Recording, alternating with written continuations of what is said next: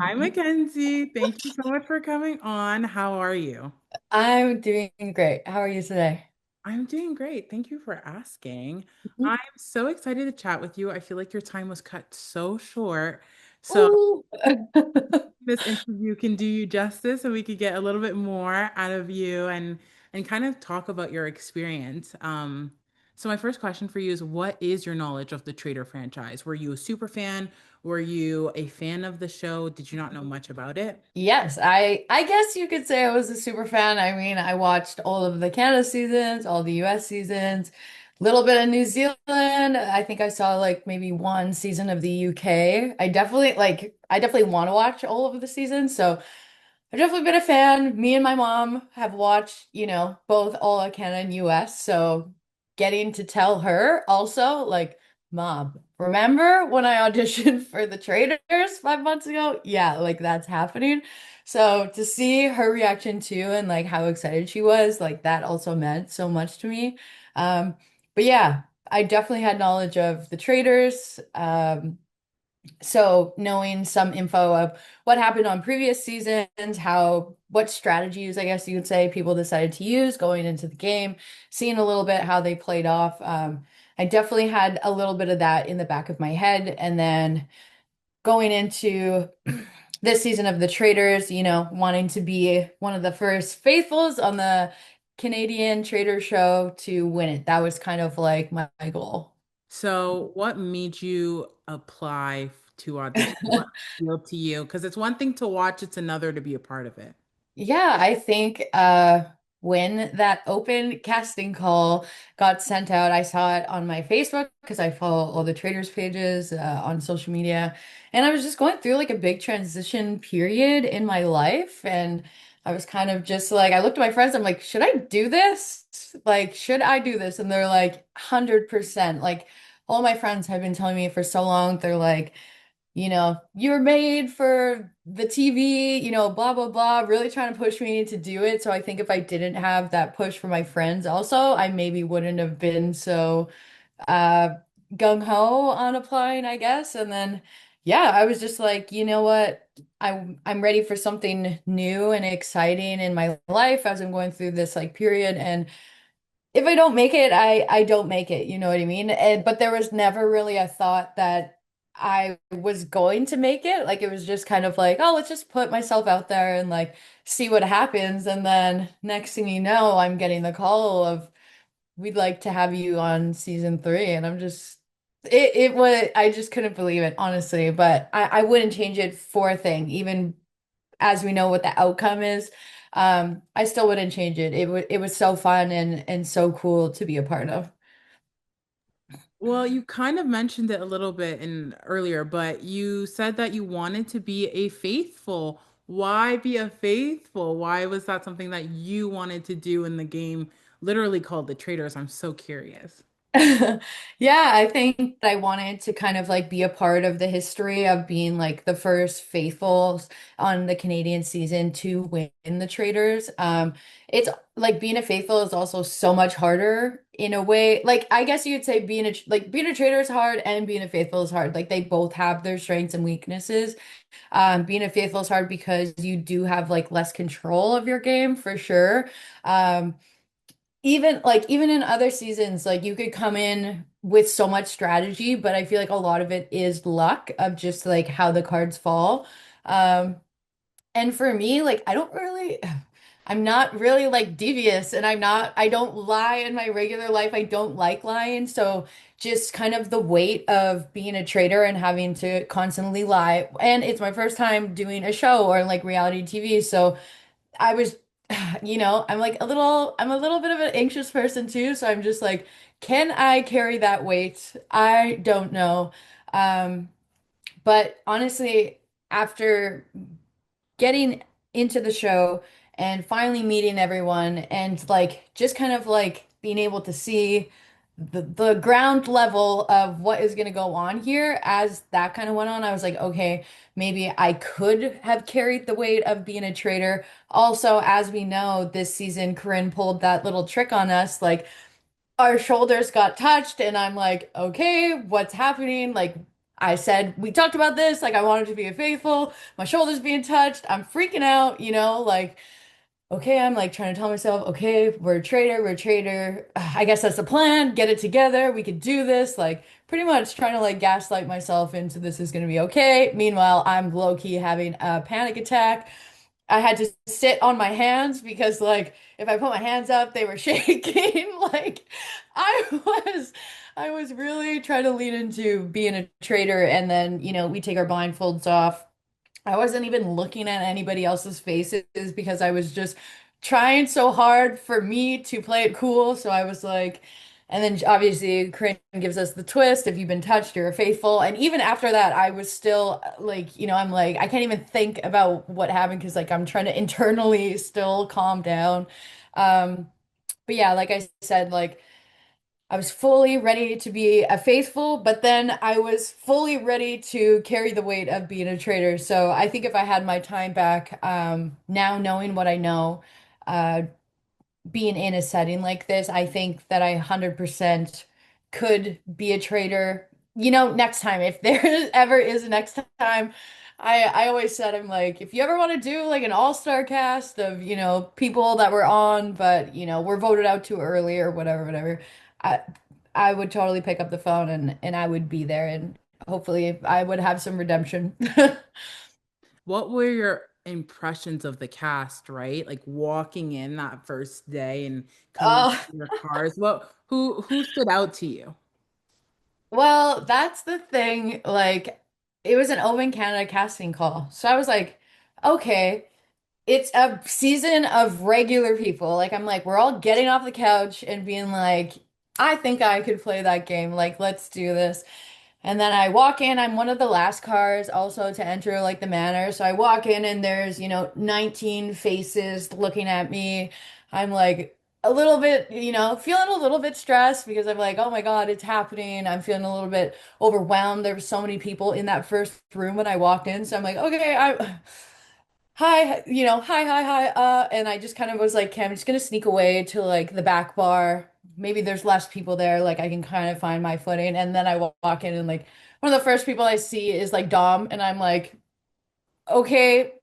So there's just like what's happening? Like how am I on a show with like people of like this caliber? You know what I mean? Like I thought it was just gonna be regular, we're just regular people, but then, we have Big Brother winners, we have Survivor players, and I was just like, okay, there are some real gamers here, and that like completely changed the dynamic of the game. And it was just like, yeah, it was just cool. Like I said, it's just like cool to even be chosen to be on this season of like such incredible gamers as well.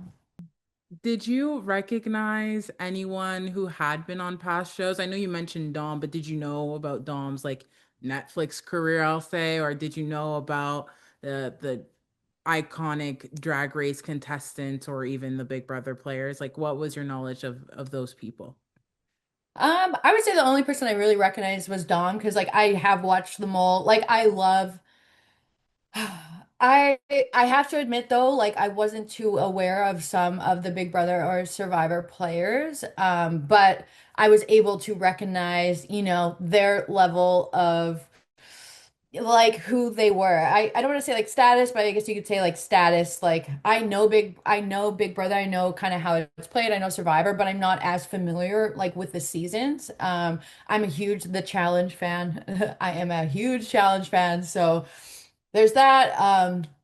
And then yeah, I've watched some of the shows like Dom was on, but like that was also like so long ago, you know what I mean? So I don't know. I'm also like a huge Birds Papaya follower. I've been a follower since like, I don't know, 2019, which is like so funny. I've told Sarah about this like later, but like I didn't even recognize Sarah. I just thought she was like really cool and really nice. And then later when, get my phone back and all that, and I'm like, that was the Birds Papaya. I'm like, oh my God.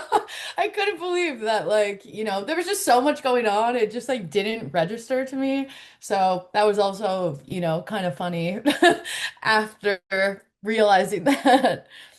Well, if you want to talk challenge, I'm so game always. We do see that you head to the challenge. Prior to the challenge, was there anyone that stood out to you in the sense of maybe wanting to work with them as an ally or someone you felt, okay, this could be a good person to play the game with and have that friendship and that bond? Yeah, I definitely think that was like Chala for me. We just somehow always like we always ended up in the same car, and then we got put in the group of like the first mission together, and then and then breakfast we ended up sitting beside each other, and then we got paired together in the other mission. Like we somehow just ended up always together, and then even when we were having chats outside of like missions and like just one-on-one, they were somebody who I trusted like almost instantly. Like we connected very great. I think we had very similar uh mindsets or grasps of people, you know what I mean? So Chala was somebody I was always checking in with and, trying to be like, if I hear your name being said, I'll let you know. If you hear my name being said, you let me know. Um, I had some conversations with Ty. And Ty was definitely somebody I trusted. Obviously, that was short-lived as well. I was talking with Jamal also quite a bit, so I did appreciate his insight and connecting with him on wanting to know where his head was at. And yeah, I mean, like I said, there were so many of us too, and there's only like a short amount of time. Sometimes we have to chat, so trying to make sure that you get chats with like everybody, it also felt hard because other people had agendas of who they wanted to talk to. So, but I would say like Chala was definitely the person that I trusted the most in this game. And seeing, after I got murdered and then seeing the rest of that episode of like people, throwing Chala's name out there and suspecting that them as a traitor, it was kind of hard for me because I felt like uh I got to know Chala and I felt like a lot of the reasons that they were trying to suspect them as a traitor, to me, I just knew it was their personality because I got to know them. But I was just like, oh, you guys don't know that because maybe I just got to know them more than they did. So I wish I was there at the round table to be able to defend them, but unfortunately, I was gone. Well, you mentioned the first challenge. I'm so curious, what made you end up on the logical team? Was that something that you just felt like was the best of all options? I also felt like, I don't know, logical to me kind of makes me feel like you put a threat under your name because it's a good category. If someone's on the logical team, like it makes me trust them a little bit more in their decisions, but it makes me go, like they're also logical, especially if I were a traitor. So why the logical team? Yeah, I didn't want to be on the logical team. Um, I wanted like for me, like my strengths would be like physical, if I could pick for myself, like physical communications. Um, I didn't like I ended up kind of like my choice was like math or puzzles. That was kind of like what I was left with, and then I just chose I'm like, I'm not good at math, so I'm going puzzles. This is what we're doing. And then I just kind of lucked out because I was like, look at the way math went. I saw that math equation and I'm like, kudos to you guys even being able to try to solve that because I would have looked at that and been like, okay, I might as well, jump in the water and swim back to shore because I'm not solving this like anytime soon. But I am happy that I ended up on like the puzzle logical team. Like I said in my confessional, like we had a really great relationship between the four of us. Like nobody was really pushy, nobody was really like bossy. We worked very well together. Um, we had a bit of time, to sit at the dock to be like, okay, who's getting off the boat, y'all? Like we had some time to think over that. It wasn't like you get off, you know what I mean? We had time to like talk about it a little bit, and then Coco sacrificed herself, we were like very grateful for that. And yeah, that's just kind of how the cookie crumbled there. Well, I'm glad you mentioned the doc because that was something I thought was really interesting on your part because you kind of offer up Coco, for a lack of a better word. You're like, Coco, I don't think you're going to be murdered. I think you should just get off the dock. And I was like, good read because she's a traitor. But you end up taking that. I'm curious, what was your thought process? Why make or say that opinion, I guess? I think, yeah, I mean, it's kind of hilarious that I said that because that was like the perfect cover for Coco. I really like gave Coco like a perfect exit pretty much off the boat of being like, "Oh, okay, well, like Mackenzie said it. So I was able to like get off the boat and like not, and because she could have got off the boat, but if she just willingly got off, it would be like, why are you willingly going? It would raise suspicion. So me saying that just gave her kind of like magic carpet to like roll out and get on the dock. I guess the thought process there was just, everybody loved Coco. So it was like like Coco, no one's going to murder you on the first night or whatever. Like everybody loves you here. Like you just knew it wouldn't be her. That's kind of where my head was at with that. Did it ever cross your mind a little bit like, if the shoe were the other foot, would I have gone off so easy? Like, did anything like kind of like second guess that moment? Because I was like, she should not have gone off the boat. I don't care who it was. I feel like that is always a lingering question. Yeah, it's so hard because like I was like, crap, like, should I get off the boat? I'm thinking to myself, should I get off this boat? But like, I've always felt that I'm like very unlucky when it comes to like situations like that. So I was like, yeah, if I get off this dang boat, like, I am being murdered 100% tonight. I like did not, I wasn't ready to put my trust like in the game or like in people like so early.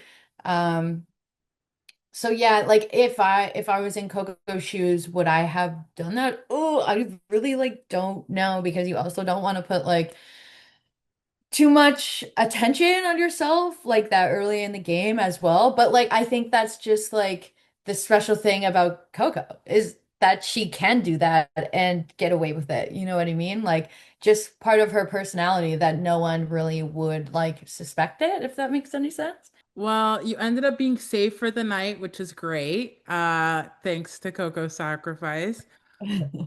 What did you make of like once you were safe, what was your game plan? Were you thinking, okay, like am I gonna just sit and observe other people? Am I gonna try to talk to people I hadn't?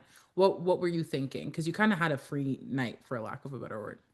Yeah, I definitely just wanted, yeah, exactly like you said. I just wanted to talk to people maybe that I haven't chatted with as much. Also, like some people in other boats were upset. And I wanted to know why they were upset. What happened in your boat that like caused you to be so upset? What was the tea? What was the drama going on? Who was acting weird? Like, give me the goss. So I really wanted to know, that was kind of like my main thing of like what happened in other boats. Obviously wanting to know what happened in the strength boat. Like, did you guys just kick Shaughnessy off and be like, you're a girl, get out? Like, I wanted to know what the story was. And that also, I think, was kind of what what led to maybe the start of Curtis's name becoming a little bit thrown around a little bit because like Omar mentioned at the round table is like there was just so many inconsistencies in his story. And that's kind of what led us all to push Curtis's name out first of just like, you know, the traitors be lying out here. So the inconsistencies in your story is like, you must be a traitor because you're trying to like deflect or make things work all the time in the moment, no matter who you're talking to and no matter how it sounds, if that makes any sense. So yeah, that was kind of how I was going into that. Yeah. Well, I that's an interesting point because after talking to Curtis, right, he told me that he spent the whole night kind of defending himself, and so that really aligns with your experience. I'm curious the next day when you see that Ty is murdered and he's on that strength vote, what were you thinking when you got up? Because you were the third group, you were in the same group as Curtis, I believe. So what was your mind thinking in the morning? Yeah, it was just, wanting to observe him more, wanting to have more conversations with him to be a like so, and I didn't get to those conversations sometimes. You know what I mean? Some things are a little bit out of your control in terms of like I said, other people have other agendas of who they want to talk to, or, your time is limited. There's so many of us. Curtis always talked about how like Ty was like one of his besties in the game. So I think even just like riding so hard that being like Ty was my closest friend and it was me and Ty, it was like, okay, that's like the perfect ploy for a traitor is like if he's your best friend, you murdering him, like nobody would suspect it. So like I was really questioning that as well. But now we know obviously it was like no, they were like obviously just like really close. Neither of them wanted to go, neither of them did each other, wrong or anything like that. And that was just something that also made me a bit suspicious of him is how close the relationship was. And if you were a traitor, it wouldn't look very sus if you murdered your best friend, kind of thing. Well, your suspicion on Curtis is kind of echoed in the car that you're in going into the second challenge. You're in the car with Rhea, Omar, and Meredith. And Yeah. I feel like that was like kind of the peak of the episode. Rhea's in the back, kind of letting everyone know, I heard your name, I heard your name. And I thought you were so interesting because it just felt like you were gathering the tea, like you were saying it. And I just went, oh, is I was that like, oh, so? oh, Oh. oh, yeah. And you're like, well, I'm already suspicious of him. So, like, did that just reaffirm everything for you, or did that almost influence you even more? Like, at what on the tipping scale of like, I believe that Curtis is a traitor. Where were you before and then after that conversation? Did it stay the same? Yeah, like traitor to faithful scale. Like I think he was like maybe like a six, like a little bit closer to traitor. And then yeah, that car ride happened and all of this information is coming out of like I said, of he was what we felt like is he was always if you'd ask him like who are you suspicious of? Do you have any feelings about people? Like it kind of felt like he was always saying, well, so and so is saying this name. It was never like what his own thoughts were. It was always like pushing information other people gave him. So it was like, okay, that's kind of suspicious. That was brought up in the car. And then uh Omar like talking about how I can't remember the exact thing he said, but it was something about like he was saying my name or he was saying Meredith's name or something, and then Curtis was denying that. So it was like, okay, there's a lot of inconsistencies, and like there almost seems like there's like some lies there. And so that was the only information kind of that was suspect at the time being brought to people's attention. And so I was already suspicious of Curtis, and then I'm hearing this information in the car, and we're just like, oh, are we on to something? Like, is it happening? You know? So then we're like, yeah, he has to be a traitor. Like, this isn't making sense as a faithful. But, I think Curtis was like just like really trying hard that entire like fighting for his life really hard of just trying to be like no no no like it's not me, this is what happened. And I think he was just like really trying to work overtime and it just didn't pay off, I guess. Well, you head to the second challenge and you're paired up with Changla, and you end up getting the ability to fight for a shield. I'm so curious why you didn't put your name up. I just feel like at any possibility of a shield means safety for the next day, then I would take it, but you put up their name. So what was your thought process there? Oh yeah, I mean, I think like I just thought that like Charlotte deserved a shield. And as you kind of like hear, some people were suspicious of Chala that I didn't like. I know that information now. At the time, I didn't know that information like too much. Um, and I think I just like overthought it. I didn't want to, I felt like greedy putting my own name down. And that's just like who both of us are as people. They put like both almost like pleasers together, and we were both just like, you, no, you. But like, if I had my time back, I definitely think I would have put my own name down because I know that they would have never put their own name. So if I had my time back, I would have put my name because maybe that wouldn't have put me in the grave because I would have had a shield. Well, you end up kind of being at risk the night, but you have a round table to get to. And I will say, like, there's a major difference between the round table you were at and the round table after you're gone. Like it's like night and day. But we can only talk about what you were there for. So that first round table, were you hoping to speak up or were you just letting other people like what did you initially want to do and if was that achieved?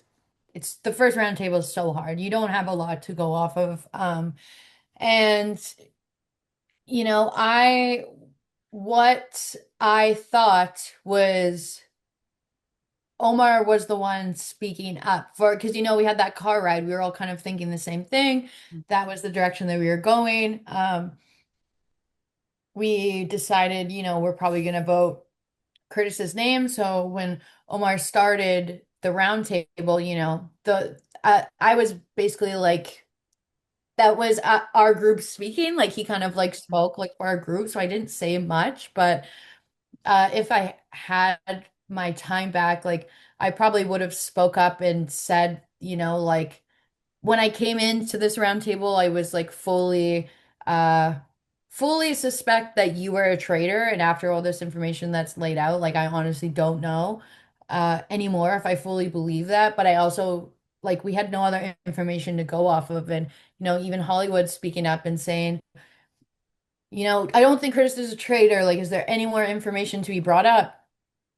Nobody, like even himself, like nobody had any more information to bring up. Like he was the one that had most information under his name that we could be like, okay, you're a traitor. Like you could hear Meredith's name being popped out, but like it was just like Meredith's name's being popped out. There wasn't information to like back any of that up. So unfortunately, like if it wasn't Curtis, who was it gonna be? Like we had no other real suspicions like on anyone else that we could have said. So um and also, I didn't want to put somebody else's name down when I kind of already gave people my word of who I was going to vote for. Mhm. I didn't really want to like break that trust with people so early in the game.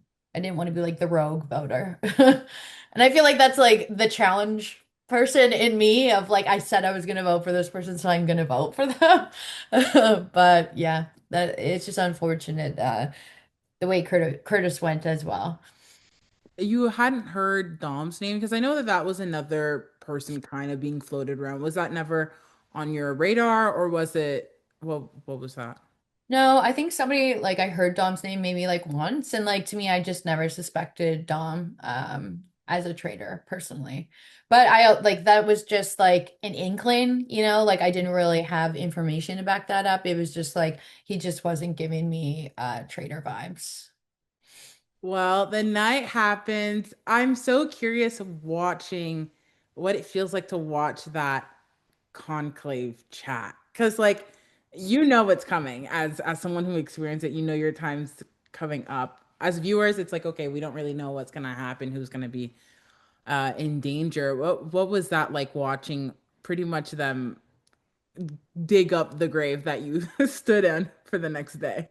Yeah, I mean, it was definitely funny. Like, you want to know why you're being put in the grave or whatever. I kind of feel like my name was kind of just like last minute, like thrown in there.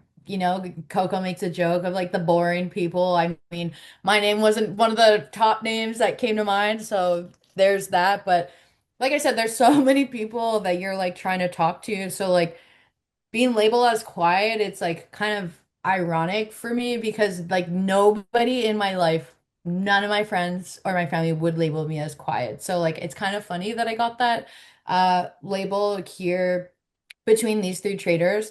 But I think I was maybe listed as quiet to them because I didn't get to have as many conversations with them. I obviously didn't know they were traders, but like I said, there's so many people that I was trying to have convos with, and like I feel like I didn't get to talk to Coco as much or Venus also. So to them, yeah, I feel like I would have been labeled as quiet to them versus I was actually having a lot more in-depth conversations with other people that just didn't reach to them. But yeah, it definitely is funny, like seeing their thought process between anything. And I think it could have went either way. Like they decided to put all the quiet people in the graves, but like they could have put all of, say, like the bigger personalities in the grave, and like it would have been just as hard trying to decipher who to save, I guess you can say. Well, they end up picking you, and I'm gonna be honest. I watching that, it was hard for me. I just felt so bad for everyone in the bottom, and I think I even like tweeted like I think this is the worst way to get out, just because it's like the traitors kind of serve you up, and the faithful are kind of sealing your fate, kind of.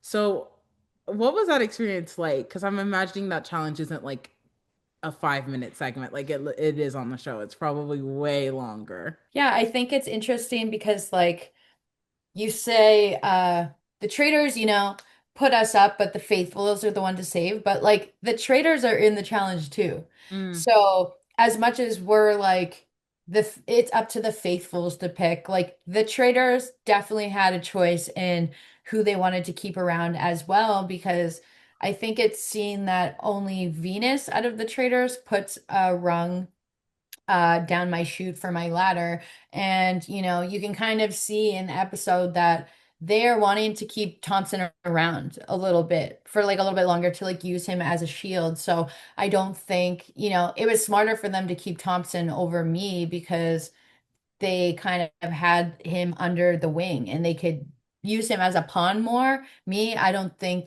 they would have been able to do that same thing with me because yeah. So I don't know. It like, yeah, it sucked.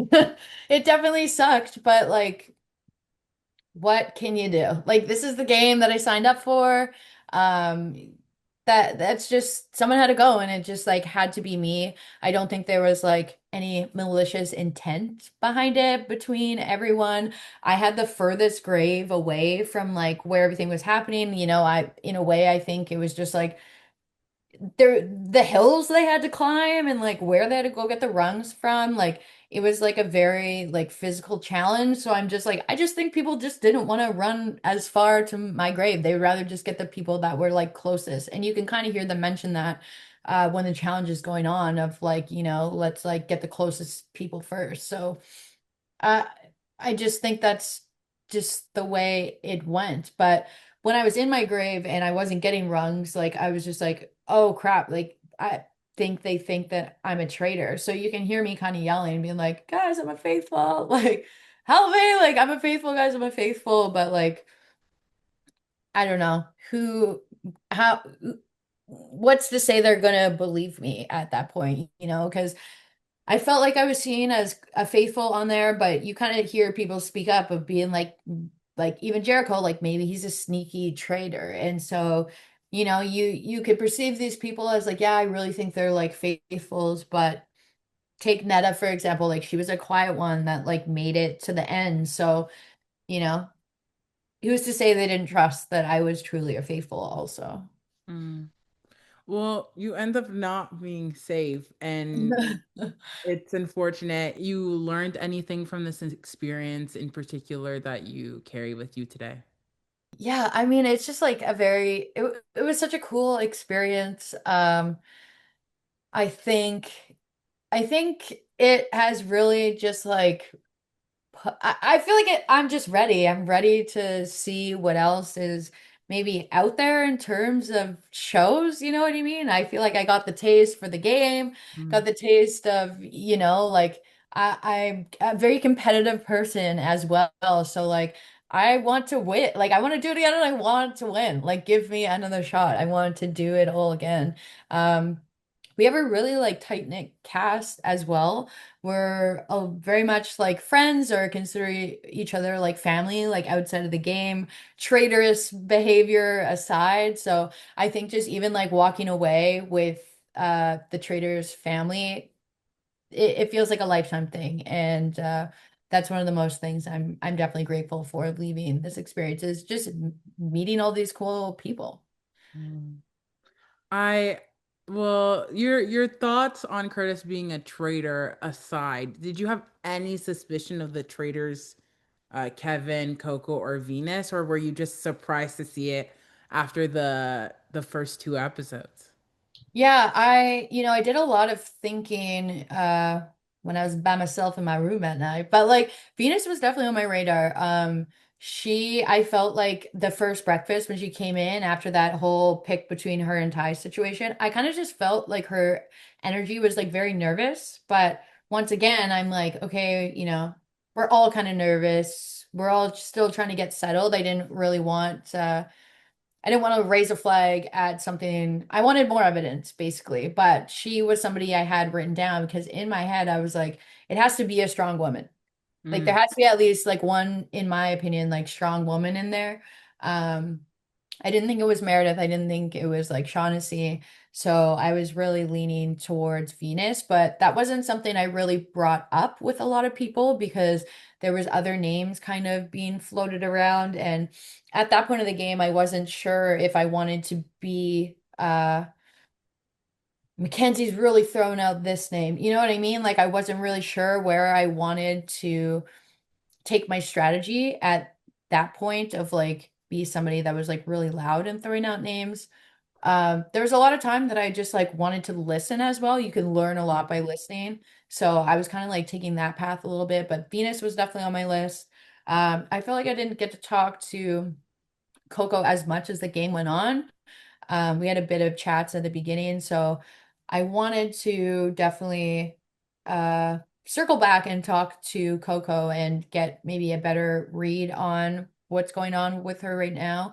I wouldn't say that I was like suspicious of her, but I didn't know where she was on my scale yet. mm. Uh, Kevin, too, like you're always going to be suspicious of Kevin just because of like who he is, right? Like, Yeah.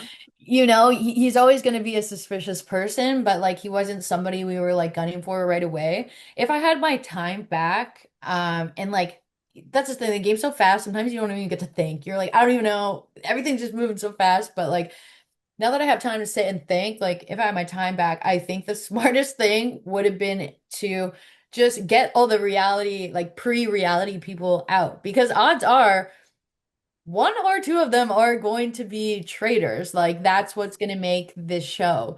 So if I had my time back, like I would have maybe just been like, let's just get, all these real gamers out and then we could sit here and, play as, all of us novice people in this game.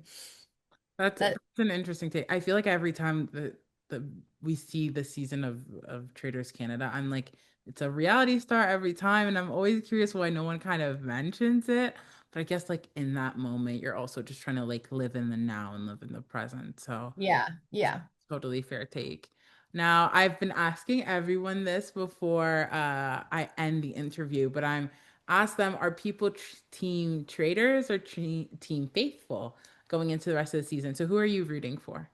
I gotta stay with my faithfuls for sure.